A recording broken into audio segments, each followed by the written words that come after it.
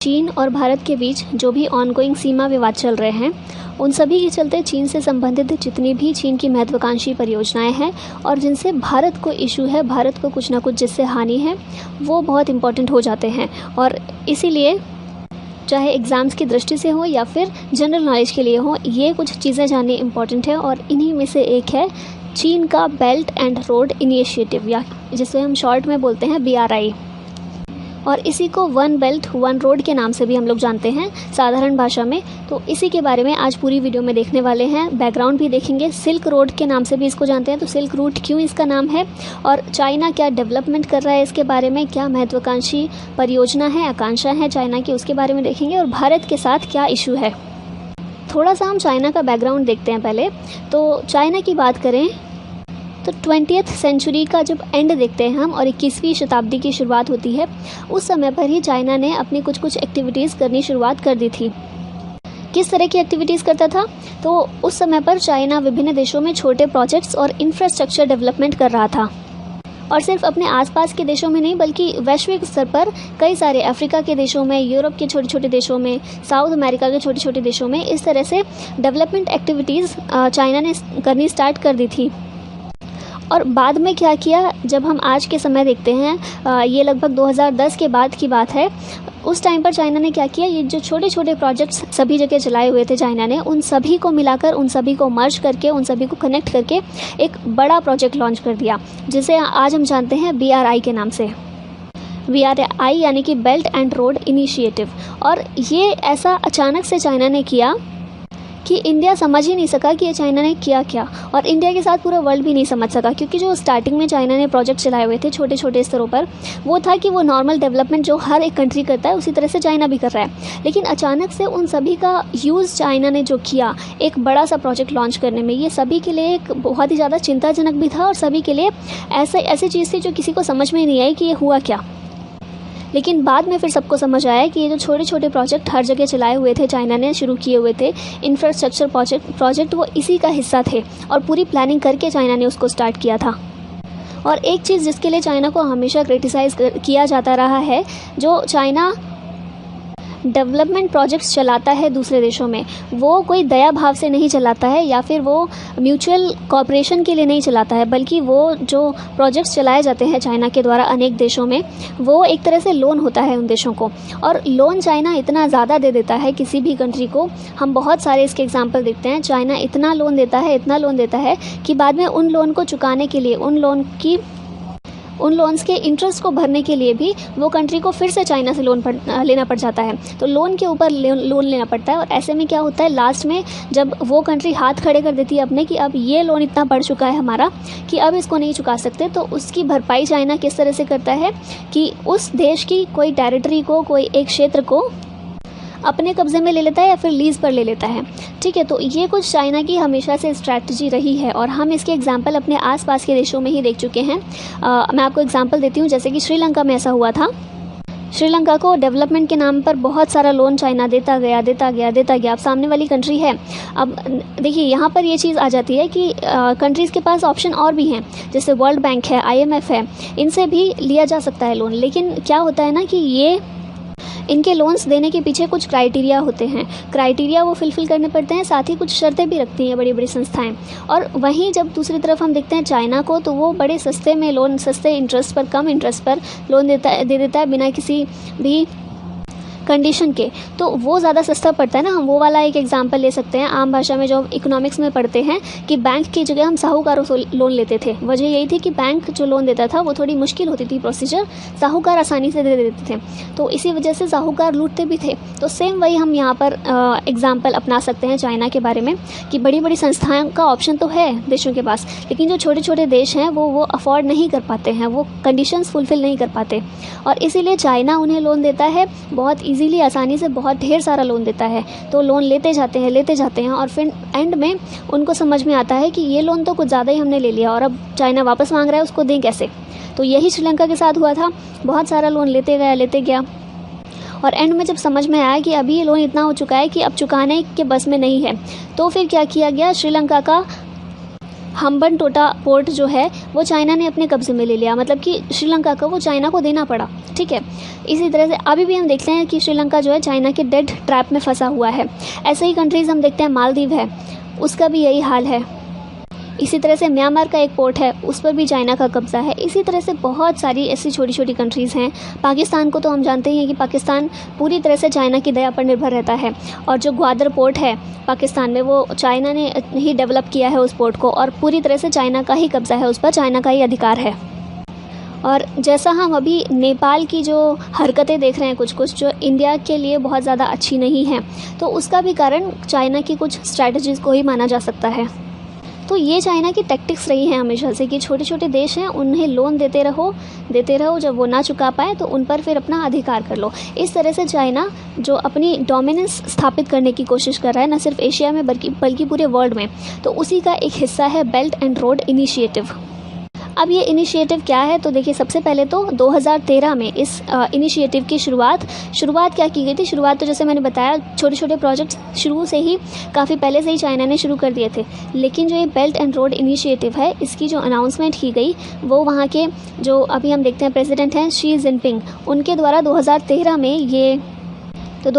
में ऑफिशियली इसका अनाउंसमेंट किया गया। ठीक है, अब देखिए चाइना का इसमें क्या कहना है। चाइना का ये कहना है कि जो एंशियंट टाइम में सिल्क रोड हुआ करता था, उस सिल्क रोड को ही वापस से पुनर्निर्माण करना है और यूज़ में लाना है। जिस इफ़ेक्टिव तरीके से एंशियंट टाइम में हम उस सिल्क रोड को यूज़ करते थे, उसी तरह से आज भी उसी तरह से उतनी इफ़िशियंसी से हम उसका यूज़ कर सकें, इसलिए चाइना ये डेवलपमेंट कर रहा है। तो आप यहाँ पर ये मैप में आप देखिए, ये मेनली जो ये बेल्ट एंड रोड इनिशिएटिव है ये टू पार्ट्स में डिवाइड है।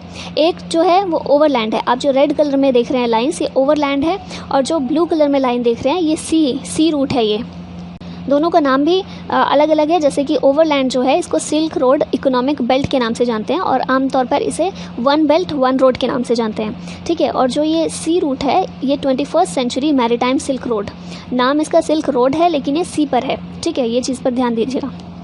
अब ये सिल्क रोड इसको क्यों बोला जाता है, हम देखते हैं एंशियंट टाइम में जाएँ तो 5th सेंचुरी BC के आसपास हम देखते हैं कि चाइना से यूरोप का ये व्यापार का मुख्यतः ये मार्ग था, और जो व्यापार किया जाता था चाइना से यूरोप और अफ्रीका ये सभी कंट्रीज़ में जो व्यापार किया जाता था चाइना से, वो मेनली सिल्क का किया जाता था, इसीलिए इसका नाम पड़ गया सिल्क रोड। और ये भारत से होकर भी गुजरता था, तो इसीलिए इसका नाम रखा है सिल्क रूट, इसका नाम पड़ गया था।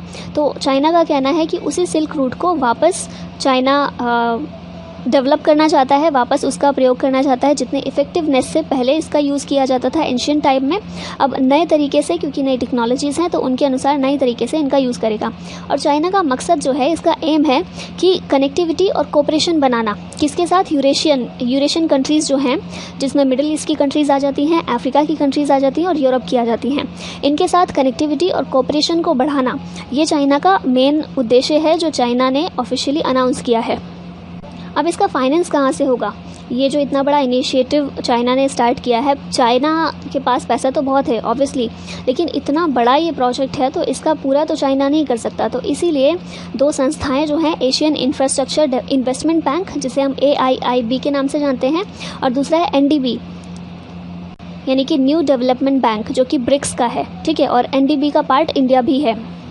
NDB का और AIIB Asian infrastructure investment bank, इन दोनों का ही पार्ट इंडिया भी है, और ये दोनों मेनली एशिया के वित्तीय संस्थाएं हैं, तो ये दोनों फाइनेंस करने वाली हैं इस प्रोजेक्ट को।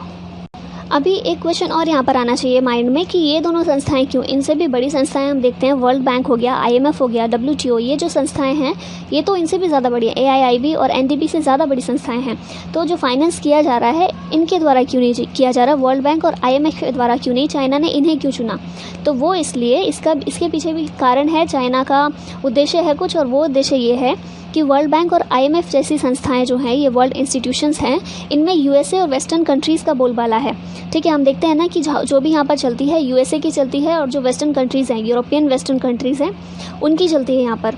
और चाइना को ऐसा लगता है कि चाइना को अपनी हेजेमनी स्थापित अगर करनी है, जो कि चाइना का प्राइम उद्देश्य है आज के टाइम में, तो चाइना अपनी हेजीमनी अगर स्थापित करना चाहता है तो वर्ल्ड बैंक और IMF जैसी संस्थाओं का महत्व कम करना होगा। और इसीलिए क्योंकि उनका महत्व कम करना है, इसीलिए NDB और AIIB जैसी संस्थाओं का महत्व बढ़ाना होगा। और इनका महत्व बढ़े, इसी के लिए इतना बड़ा जो प्रोजेक्ट चाइना ने शुरुआत की है, जो चाइना ने इतने बड़े प्रोजेक्ट की, उनके लिए NDB और AIIB को चुना गया है, ठीक है, ताकि वर्ल्ड बैंक और IMF जैसी संस्थाओं का महत्व कुछ कम हो। और महत्व कम होने के पीछे यही कारण है कि चाइना अपनी हेजेमनी स्थापित करना चाहता है। और चाइना की हेजेमनी, वर्ल्ड बैंक और IMF जैसी संस्थाएं अगर टॉप पर रहीं, उनका महत्व ज़्यादा रहा, तो चाइना की हेजेमनी कभी स्थापित नहीं होगी। अब थोड़ी सी बात कर लेते हैं भारत की। तो भारत ने इसका विरोध किया है हमेशा से, शुरुआत से लेकर अब तक। और भारत के साथ में भूटान ने भी इसको ज्वाइन नहीं किया है। भारत और भूटान के अलावा जितनी भी साउथ एशिया की कंट्रीज़ हैं, सभी ने ये चाइना के बेल्ट एंड रोड इनिशिएटिव को ज्वाइन कर लिया है। भारत और भूटान ने अभी तक भी नहीं किया और भविष्य में करने की भी उम्मीद नहीं है, क्योंकि भारत हमेशा से विरोध करता रहा है। अब विरोध करने का कारण क्या है? तो विरोध करने का कारण यही है कि चाइना का जो महत्वाकांक्षी जो परियोजना है, चाइना का उद्देश्य क्या है मेनली इसके पीछे, कि चाइना की हेजेमनी एशिया में स्थापित करना। और न सिर्फ एशिया में बल्कि यूरोप में भी चाइना घुसने की कोशिश कर रहा है। अफ्रीका की आप जो सी रूट ये देख रहे हैं ब्लू कलर में, इसमें अफ्रीका तक भी कनेक्ट चाइना ने किया हुआ है। तो भारत तो ये बिल्कुल नहीं चाहता कि किसी एक ही कंट्री की हेजेमनी स्थापित हो। भारत ने हमेशा बहुध्रुवीय विश्व के बारे में बात की है, बहुध्रुवीय विश्व का सपोर्ट किया है कि कोई भी एक ध्रुव नहीं होना चाहिए विश्व में, बल्कि कई सारी कंट्रीज़ होनी चाहिए जो टॉप पर हो, ठीक है, मतलब कई सारी कंट्रीज़ हों जिनका वर्चस्व हो, किसी एक कंट्री का सबके ऊपर वर्चस्व नहीं होना चाहिए, तभी पावर ऑफ बैलेंस हो पाता है। तो अगर चाइना की हेजेमनी स्थापित हो जाती है, तो वो जो कॉन्सेप्ट है, भारत जिस विचार पर चलता है, जिस विचारधारा पर चलता है बहुध्रुवीय विश्व की, वो तो बिल्कुल ख़त्म ही हो जाएगी, वो बचेगी नहीं। तो इसलिए भारत इसका विरोध करता है। और 2019 में जो SCO की मीटिंग हुई थी, संघाई कॉर्पोरेशन ऑर्गेनाइजेशन की चाइना के किंगदाओ में मीटिंग हुई थी, तो वहाँ पर भी इंडिया ने इसका विरोध किया था। इंडिया ने खुले तौर पर, और ये भी है कि SCO में हम देखते हैं 8 सदस्य देश हैं, तो उन 8 में से और किसी ने भी नहीं किया, सिर्फ भारत ऐसा देश था जिसने BRI के बारे में बात की, उसके बारे में सवाल खड़ा किया और उसका विरोध किया। तो इससे हमें पता चलता है कि भारत के कंसर्न इसके साथ जुड़े हुए हैं। और कैसे कंसर्न जुड़े हैं हम आगे बात करते जाएंगे तो आपको समझ में आता जाएगा। एक और चीज़ पर यहाँ बात करें तो डिजिटल BRI की अब बात की जा रही है और चाइना ने इसकी शुरुआत भी कर दी है। आज के समय में हम देख रहे हैं तो चीन डिजिटल BRI पर भी काम कर रहा है। जैसे कि एग्जांपल यहाँ पर मैं आपको दूँ तो चाइना, हम सबको पता है कि जो पाकिस्तान का स्पेस सिस्टम है तो वो पहले से ही चाइना के साथ मिलकर काम करता है, चाइना की दया पर निर्भर है पूरी तरह से। अब ऐसा हुआ हाल ही में कुछ समय पहले ही कि नेपाल के लिए भी नेशनल सैटेलाइट चाइना लॉन्च करेगा। और रिसेंटली श्रीलंका ने भी चाइना के नेविगेशनल सैटेलाइट सिस्टम को ज्वाइन किया है। इसके अलावा मालदीव और नेपाल के साथ डिज़ास्टर मैनेजमेंट के लिए भी कनेक्ट हो रहा है। जैसे कि कोई भी अगर डिज़ास्टर मैनेजमेंट आता है इन देशों में तो चाइना जल्दी से जल्दी उन्हें सूचनाएं प्रोवाइड कर सके, तो इसके लिए डिज़ास्टर मैनेजमेंट को लेकर भी मालदीव और नेपाल के साथ कनेक्ट हो रहा है। इसके अलावा एक और एग्जांपल दूं तो पाकिस्तान को अफ्रीका से जोड़ना चाह रहा है चाइना, जिसके लिए एक पीस प्रोजेक्ट पर चाइना के द्वारा काम किया जा रहा है। उस पीस प्रोजेक्ट में क्या होगा कि केबल बिछाई जाएगी और उस केबल के माध्यम से पाकिस्तान को पूरे अफ्रीकन कॉन्टिनेंट के साथ जोड़ने का प्रयास करेगा। और पाकिस्तान जुड़ गया मतलब कि चाइना भी जुड़ गया। और इस तरह से जो चीन है वो पूरे में डिजिटल इंफ्रास्ट्रक्चर प्रोवाइड कर देगा। अगर डिजिटल तार पूरे में बिछा देगा तो सोचिए भारत की सुरक्षा को कितना ज़्यादा खतरा है। और वहीं भारत की हम बात करें तो भारत डिजिटल इंफ्रास्ट्रक्चर में, डिजिटल क्षेत्र में भारत का इंफ्रास्ट्रक्चर बुरा नहीं है, भारत काफ़ी अच्छा कर रहा है इसमें। जैसे एग्जाम्पल इसके लिए भी एक है हमारे सामने कि सार्क के लिए अभी भारत ने एक सैटेलाइट लॉन्च की थी, जितनी सार्क कंट्रीज़ हैं उनके लिए, ठीक है। तो इस तरह से भारत भी यहाँ पर अच्छा काम कर रहा है काफ़ी, और स्ट्रॉन्ग भी है। तो इसीलिए भारत को इस ओर ध्यान देने की बहुत ज़रूरत है ताकि चाइना यहाँ पर अपनी हेजेमनी स्थापित ना कर ले और जितने भी आसपास के देश हैं वो चाइना पर निर्भर ना हो जाएं, क्योंकि चाइना पर निर्भर हो जाएंगे तो फिर सभी की जो स्वतंत्रता है, जो स्वायत्ता है वो ख़त्म हो जाएगी, ठीक है। और फिर यही ऐसा टाइम होगा जब चाइना अपनी हेजेमनी पूरी तरह से एशिया में स्थापित कर लेगा। तो यहाँ ज़रूरत है कि भारत का रवैया क्या रहता है अपने पड़ोसी देशों के साथ, या जो भी देश होते हैं जिन्हें हेल्प की ज़रूरत होती है, भारत का रवैया हेल्पफुल होता है, ठीक है, सहयोग वाला रवैया रहता है भारत का। चाइना का होता है कि चाइना अपना फ़ायदा देखता है, सामने वाले का चाहे कुछ भी होता रहे। तो इसीलिए भारत विश्वास लायक भी है बाकी देशों के लिए, तो इसीलिए भारत काफ़ी अच्छा यहाँ पर परफॉर्म कर सकता है। अब भारत के लिए चुनौतियां भी हम देखें तो एक चुनौती हमने देखी कि डिजिटल इंफ्रास्ट्रक्चर अगर चाइना ने पूरे में इस्टेब्लिश कर दिया तो भारत की सुरक्षा के लिए वो बहुत बड़ा एक खतरा हो जाएगा। उसके अलावा भारत की सुरक्षा के लिए खतरा एक सीपैक भी है। सीपैक आपने सुना होगा, चाइना पाकिस्तान इकोनॉमिक कॉरिडोर। ये किस तरह से भारत के लिए खतरा है? ये पाकिस्तान और चाइना के बीच एक इकोनॉमिक कॉरिडोर स्थापित किया जा रहा है, ठीक है। और वो जो कॉरिडोर है कहाँ से होकर गुजरता है? पीओके से होकर गुजरता है। पीओके भारत का पार्ट ही है, लेकिन पाक ऑक्यूपाइड कश्मीर है वो पाकिस्तान ने ऑक्यूपाई किया हुआ है, इसीलिए पाकिस्तान ने चाइना को परमिशन दी वहाँ से वो कॉरिडोर निकालने के लिए। अब ये कितना बड़ा खतरा है भारत की सुरक्षा के लिए, क्योंकि पीओके बॉर्डर के बिल्कुल पास ही है ना, मतलब बिल्कुल बॉर्डर पर ही पड़ता है। और वहाँ से चाइना का ये जो सीपैक है, इकोनॉमिक कॉरिडोर है पाकिस्तान चाइना का, वो वहाँ से होकर निकलता है। तो भारत की सुरक्षा की दृष्टि से तो ये बहुत ही ज़्यादा, क्योंकि पाकिस्तान की जो हरकतें रहती हैं, जो आतंकवाद को स्प्रेड करने में, भारत को हमेशा अनस्टेबल करने में जो कोशिश रहती है पाकिस्तान की, वो हम पहले से ही जानते हैं। और ऐसे में एक कॉरिडोर जो बिल्कुल पास से ही, बॉर्डर के पास से ही होकर गुजरेगा तो खतरा और भी ज़्यादा बढ़ जाता है। तो सुरक्षा की दृष्टि से बिल्कुल भी सेफ़ नहीं है, इसीलिए सीपैक का भी भारत ने हमेशा से विरोध किया है और अपने विरोध पर भारत कायम है। इसी तरह से एक और कंसर्न है भारत का स्ट्रिंग ऑफ पर्ल्स को लेकर। स्ट्रिंग ऑफ पर्ल्स मतलब मोतियों की माला। ये किसे कहा जाता है? तो चाइना ने जो हम ये सी रूट देख रहे हैं ना, इस सी रूट पर चाइना ने अलग अलग देशों के अलग अलग बंदरगाह को डेवलप किया है। अलग अलग बंदरगाहों पर, अलग अलग देशों के अलग अलग बंदरगाहों पर चाइना का कब्जा है, अधिकार है। अब ये जो कब्जा है, जैसे कि हम यहाँ पर देखते हैं श्रीलंका का हम्बनटोटा पोर्ट है, म्यांमार में भी एक पोर्ट है जो चाइना ने डेवलप किया है। इसके अलावा पाकिस्तान का ग्वादर पोर्ट तो है ही, और इसी तरह से बहुत सारे ऐसे पोर्ट्स हैं जो चाइना ने डेवलप किए हैं और हमारे आसपास ही हैं। मतलब इस तरह से इनकी लोकेशन हो जाती है कि चारों तरफ से स्ट्रिंग ऑफ पर्ल्स जो है इस तरह की लोकेशन बनाती है, इस तरह की एक मोतियों की माला बनाती है कि भारत चारों तरफ से घिरा हुआ नज़र आता है। और अभी सोचिए, जैसे अभी ही टेंशन की सिचुएशन चल रही है इंडिया और चाइना के बीच में, अगर कभी इन केस युद्ध की स्थिति में अगर चेंज हो जाए या कभी भी कोई युद्ध जैसी सिचुएशन आ जाए, तो भारत चाइना से पूरी तरह से घिरा हुआ है चारों ओर से। भारत के पास कोई रास्ता नहीं है फिर, ठीक है। और जो बाहर की कंट्रीज़ हैं, जो हमें हेल्प करना भी चाहें, जो दूसरी कंट्रीज़, तो उनके लिए भी ब्लॉकेज कर सकता है चाइना। कभी भी चाइना पर भरोसा नहीं किया जा सकता। तो ये भी बहुत बड़ा कंसर्न है। और ये जो स्ट्रिंग ऑफ पर्ल्स है, इन सभी पोर्ट्स को मिलाकर ही चाइना ये जो सी रूट बना रहा है, सी रूट का निर्माण कर रहा है BRI के अंतर्गत, वो उन्हीं को मिलाकर कर रहा है। तो इसीलिए ये जो BRI प्रोजेक्ट है, हमेशा से भारत ने इसका विरोध किया है, अभी भी विरोध कर रहा है। तो अभी थोड़ी सी बात कर लेते हैं कि भारत यहाँ पर क्या कर सकता है, भारत के पास क्या ऑप्शन है। अब हम रोक रहे हैं, विरोध कर रहे हैं, लेकिन विरोध के बावजूद भी रुक नहीं रहा है। लेकिन हमारे पास ऑप्शन क्या है? तो सबसे पहली चीज़ तो ये है कि जो वैश्विक समुदाय है हमारा, वही अब काफ़ी हद तक इस बारे में जागरूक है। विश्व के कई सारे देश ये चीज़ को समझ चुके हैं कि चाइना की मंशा क्या है। ये चीन जो प्रोजेक्ट चलाता रहता है, या इतना बड़ा प्रोजेक्ट जो चला रहा है, इसके लिए अपने आप को तो अच्छा बताकर करता रहता है कि हम सबको कनेक्ट करना चाहते हैं एक साथ, जो बहुत ज़्यादा सेफ्टी, सिक्योरिटी और साथ में बहुत ज़्यादा इफ़ेक्टिव हो जाएगा जो व्यापार है। ये बात तो सच है, लेकिन इसके पीछे चाइना की मंशा कुछ और भी है, और वो है अपना डोमिनेंस स्थापित करना। तो बहुत से लोग ये समझ चुके हैं, बहुत से कंट्री ये समझ चुकी हैं, और इसीलिए डेड ट्रैप में फंसना नहीं चाहती हैं, या फंसने से बच जाती हैं। जैसे एग्जांपल हम रिसेंट का ही लेते हैं, केन्या जो एक अफ्रीकन कंट्री है, ईस्टर्न अफ्रीका में, ईस्ट अफ्रीका में एक कंट्री है ये केन्या।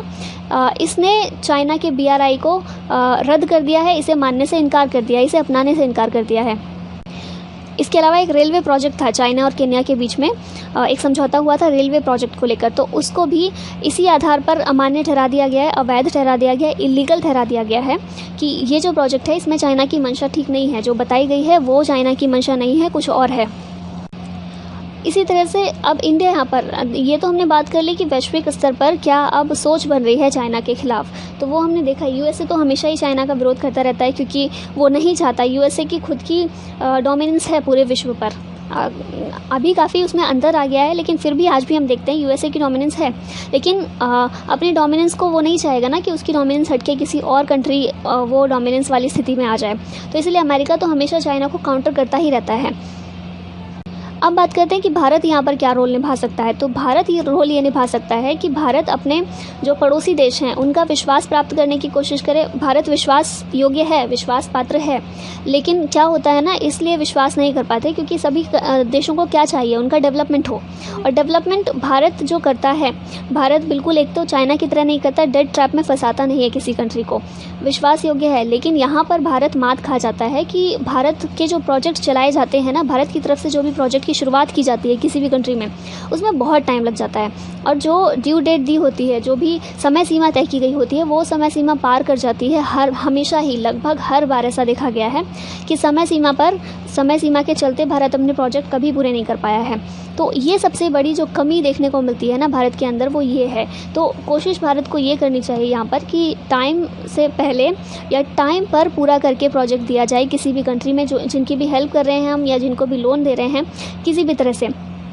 तो इस तरह से हम विश्वास पा सकते हैं। और दूसरा, भारत को हम देखें, भारत की संस्कृति है, हिस्ट्री है, ये आसपास के जो भी देश हैं हमारे, उन सब से बहुत ज़्यादा मैच करती है ना। मतलब एक ही हमारी संस्कृति, एक ही हिस्ट्री रही है। तो इसलिए लोगों के बीच में भारत के प्रति काफ़ी विश्वास है। एक वो होता है सॉफ्ट पावर, भारत की सॉफ्ट पावर है आसपास की कंट्रीज़ में। बस कमी सबसे ज़्यादा यहीं पर आ जाती है कि इंफ्रास्ट्रक्चर डेवलपमेंट जो भी होता है, भारत उसे टाइम पर पूरा नहीं कर पाता।